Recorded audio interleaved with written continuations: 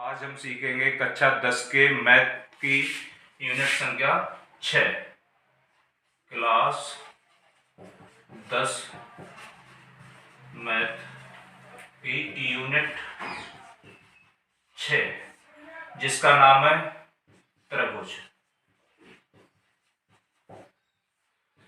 देखिए बच्चों, त्रिभुज के बारे में हमें सिखाना है कि त्रिभुज किस आकृति को कहते हैं।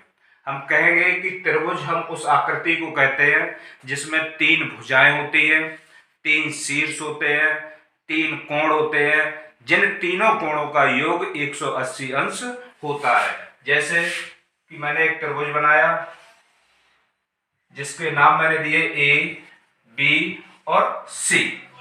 ए बी सी 3 नाम दिए, अर्थात त्रिभुज की भुजाएं ए बी एक भुजा, बी सी दूसरी भुजा और ए सी तीसरी भुजा।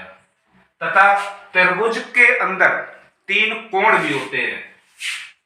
3 कोण भी होते हैं, कहेंगे कोण ए, कोण बी, कोण सी।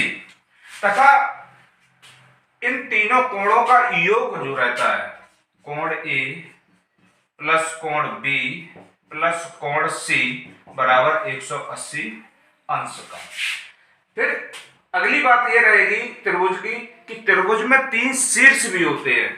शीर्ष ए, शीर्ष बी, कोमा शीर्ष सी। यह त्रिभुज की पहचान है। त्रिभुज कई प्रकार के अलग अलग भी होते हैं जो आप पिछली कक्षाओं में पढ़ चुके होंगे। हमें यह बताना है कि केवल त्रिभुज होता क्या है, तो हम एक बार फिर रिवाइज कराएंगे आपको कि त्रिभुज के अंदर 3 कोण होते हैं, यानी त्रिभुज उस आकृति को कहते हैं जिसमें 3 भुजाएं होती हैं तथा 3 कोण होते हैं, अर्थात इन तीनों कोणों का योग भी आपका 180 अंश का रहता है। तथा इनमें 3 शीर्ष रहते हैं जिनके नाम है ए, बी और सी। इसके माध्यम से हम कक्षा 10 में इसी के पर्पस से सिखाने वाली बातें हैं कि सर्वांगसम क्या होता है और समरूप क्या होता है। तो हम जानेंगे कि सर्वांगसम और समरूप क्या है। सर्वांगसम क्या है?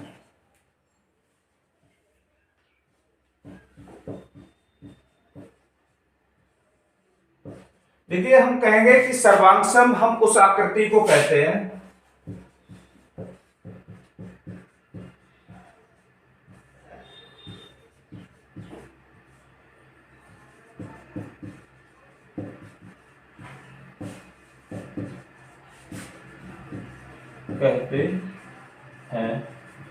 जिसमें समान आकार, जिसको कहते हैं हम सेट, तथा समान माप, जिसको कहते हैं हम साइज। सर्वांगसम उस आकृति को कहते हैं जिसमें समान आकार यानी सेट तथा समान आमाप, उस आकृति को हम सर्वांगसम कहते हैं। जैसे कि मैंने एक चतुर्भुज बनाया या एक वर्ग बनाया, इसका नाम दे दिया ए, बी, सी और डी। मान लीजिए एक कोई वर्ग है जिसकी भुजा 2 सेंटीमीटर है। वर्ग की प्रत्येक भुजा समान होती है, यानी 2 सेंटीमीटर, 2 सेंटीमीटर, 2 सेंटीमीटर और 2 सेंटीमीटर। इसी आकृति का एक मैंने और वर्ग बनाया जिसमें भी मैंने इसका नाम दे दिया पी, क्यू, आर और एस। इसमें भी यही 2 सेंटीमीटर, 2 सेंटीमीटर, 2 सेंटीमीटर और 2 सेंटीमीटर। हम इस तरह से कह सकते हैं कि इन दोनों चतुर्भुज यानी दोनों वर्गों का, इन दोनों वर्गों का हम कंपेयर कराएं तो जिसकी इसमें भी प्रत्येक भुजा और इसकी भी प्रत्येक भुजा दोनों की बराबर है, अर्थात आकार भी समान है, आमाप भी समान है, ऐसी आकृति को हम सर्वांगसम कहते हैं। हम इसे लिख सकते हैं इस तरह से ए बी सी डी सर्वांगसम है पी क्यू आर एस। तो कहने का तात्पर्य है कि प्रत्येक स्थिति में यदि दो आकृतियां एक जैसी हैं तो वो दोनों आकृतियां सर्वांगसम का रूप होती है। सीखेंगे समरूप क्या है। समरूप, देखिए समरूप उस आकृति को कहते हैं, आकृति को कहते हैं जिसमें आकार तो समान,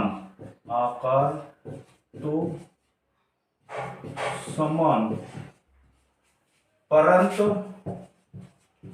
कोई जरूरी नहीं कि आमाप समान हो। देखिए समरूप उस आकृति को कहते हैं कि जिसमें आकार तो समान परंतु कोई जरूरी नहीं कि आमाप समान है। अर्थात आमाप का मतलब क्या है? साइज। आकार का मतलब क्या है? शेप। जैसे मैंने कहा कि एक समबाहु त्रिभुज लिया, समबाहु त्रिभुज, समबाहु त्रिभुज का प्रत्येक कोण 60 अंश का होता है। समबाहु त्रिभुज का प्रत्येक कोण 60 अंश का है। मान लीजिए मैंने इसका नाम दे दिया ए बी और सी। एक मैंने दूसरा त्रिभुज लिया, इसका नाम दे दिया पी क्यू आर। अब यहां कोण तो दोनों के समान हैं, लेकिन दिखने से ही पता चल रहा होगा कि इसकी भुजाओं में और इसकी भुजाओं में अंतर है। इसकी भुजाएं बड़ी हैं और इसकी भुजाएं छोटी हैं। तो ऐसी आकृति लग तो ये रहा होगा ये सर्वांगसम है, क्योंकि ये 60 अंश का, ये भी 60 अंश का, ये 60 का, ये 60 का, ये 60 का, ये भी 60 का। लेकिन नहीं, क्योंकि कोण समान है लेकिन इनकी भुजाएं समान नहीं है। तो कहने का तात्पर्य है कि आमाप समान नहीं है।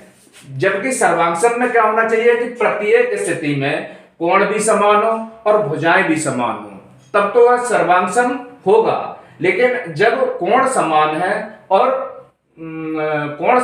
भुजाएं समान नहीं है तो ऐसी आकृति को हम समरूप आकृति कहते हैं। हम इसे लिख भी सकते हैं कि त्रिभुज ए बी सी समरूप त्रिभुज पी क्यू आर होगा। इस तरह से इसकी कई स्थितियां भी हैं। यदि आकार में समान है, आमाप में समान नहीं है, तो भी यह समरूप होंगे। दो त्रिभुज जिनमें दोनों त्रिभुजों की संलग्न दो भुजाएं यदि बराबर हैं तो तीसरी भुजा स्वतः ही बराबर होगी। उसके बाद कहने का तात्पर्य है कि इनके सांकेतिक रूप इस तरह रहेंगे कि जो समरूप है। और यदि दो त्रिभुज, इसमें एक कंडीशन और है कि यदि दो त्रिभुज जिनके कोण समान है, दो त्रिभुज और दोनों त्रिभुजों में दो कोण समान है। जैसे कि मान लीजिए कि मैंने ये लिया, ये आपका 50 अंश का है, ये आपका 60 अंश का है और ये 6 5 11 यानी 70। अब ये दिया नहीं है, इसमें ये दिया, तो इसका तीसरा कोण भी बराबर ही होगा। दूसरी चीज, इनकी भुजाओं का यानी इनकी संलग्न भुजाओं का दो त्रिभुज या दो ऐसी आकृतियां जिनकी संलग्न भुजाओं का अनुपात बराबर है, तब भी यह समरूप के श्रेणी में आते हैं। नंबर 1, सभी वृत्त खाली जगह होते हैं। अब बताइए कि सभी वृत्त होते हैं सर्वांगसम या समरूप। तो देखो हम बताएं, मान लीजिए मैंने एक वृत्त ये बनाया जिसकी त्रिज्या 2 सेंटीमीटर है, और एक वृत्त मैंने ये बनाया जिसकी त्रिज्या 3 सेंटीमीटर है। तब इस स्थिति में क्या होंगे ये, इनकी आकृति तो वृत्त की है कि ये एक जैसे है, लेकिन इनके जो है आमाप समान नहीं है। आमाप अर्थात त्रिज्या इनकी 3 सेंटीमीटर है, इसकी त्रिज्या 2 सेंटीमीटर है। तो इस कंडीशन में हम इन्हें बोल सकते हैं कि यह समरूप है, समरूप है। अगला प्रश्न है कि सभी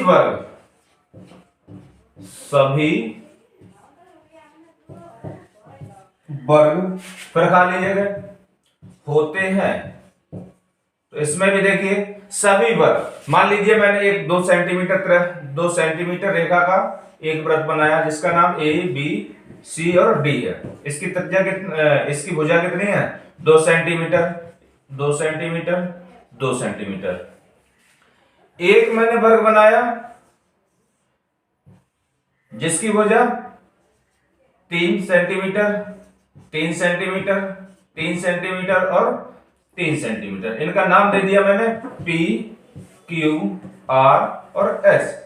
अब समझिए इसमें सभी वर्ग, तो सभी वर्ग तब समान होते कि एक वर्ग ही रहता है और जिसकी जो है भुजा समान रहती। अब यहाँ 2 सेंटीमीटर इसकी है, 3 सेंटीमीटर इसकी है, तो ये सर्वांग सम तो होगा नहीं क्योंकि इनके आमाप समान नहीं है। तो ऐसी स्थिति में हम इसको समरूप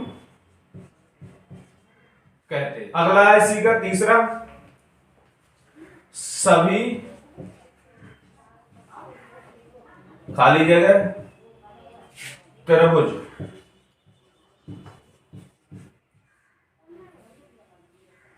होते हैं। समद्विबाहु दे रहा है और समबाहु, क्या दे रहा,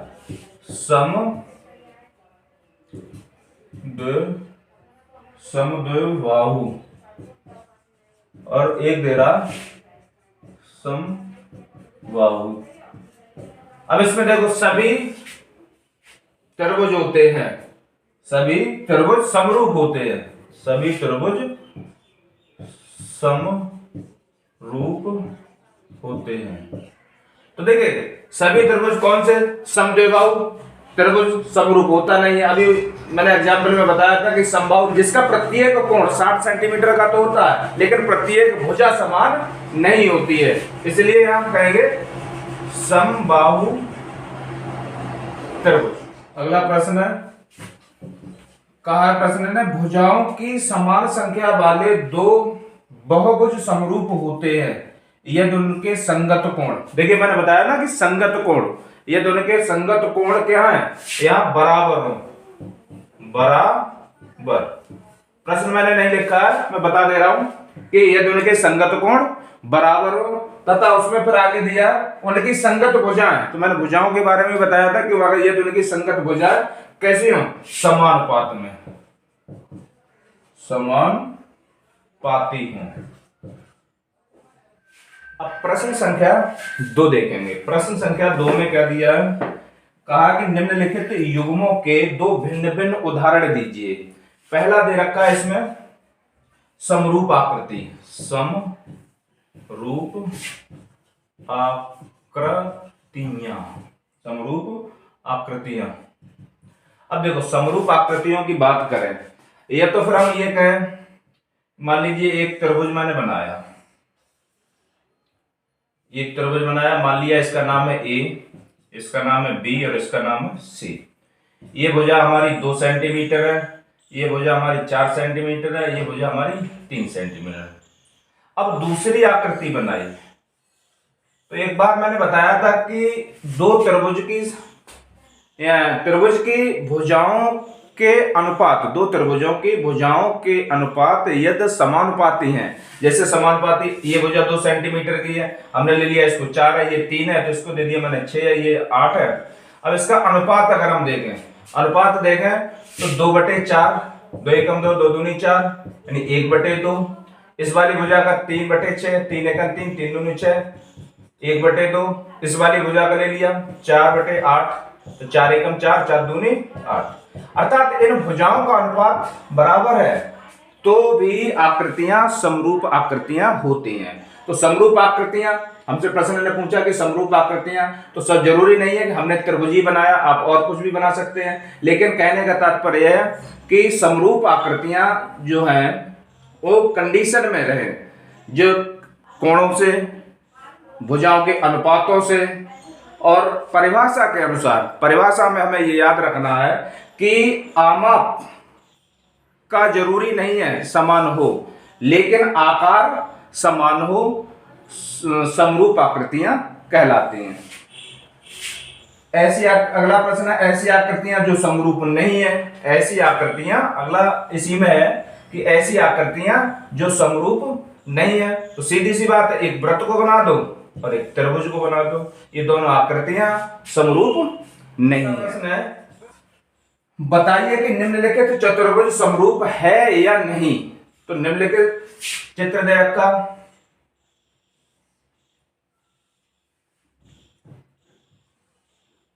इस तरह से, ये आपकी दी 1.5 सेंटीमीटर, 1.5 सेंटीमीटर, 1.5 सेंटीमीटर और 1.5 सेंटीमीटर। इसका नाम दे रखा है SRPQ।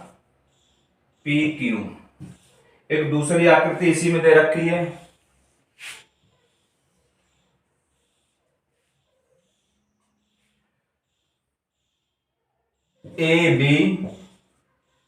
ए बी सी और डी, कोण कोण कोण और ये वाला कोण। भुजाएं दे रखी 3 सेंटीमीटर, 3 सेंटीमीटर, 3 सेंटीमीटर, 3 सेंटीमीटर।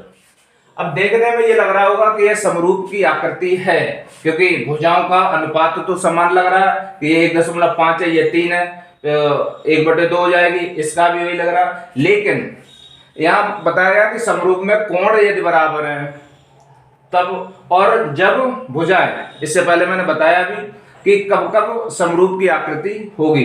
तो यहाँ लेकिन हम देखेंगे यहाँ कोण 90 डिग्री का, इसमें भी 90, इसमें भी 90, लेकिन ये कोण इसके बराबर नहीं है। तो हम कह सकते हैं ये दोनों आकृतियां समरूप नहीं है, ये दोनों आकृतियां समरूप नहीं है। प्रश्न ने हमसे पूछा है भी यही था कि बताइए कि ये दो आकृतियां जो दी गई हैं क्या ये समरूप हैं। तो हम कह सकते हैं समरूप नहीं है, लेकिन इनके भुजाओं का अनुपात तो समान है, लेकिन कोण समान नहीं है।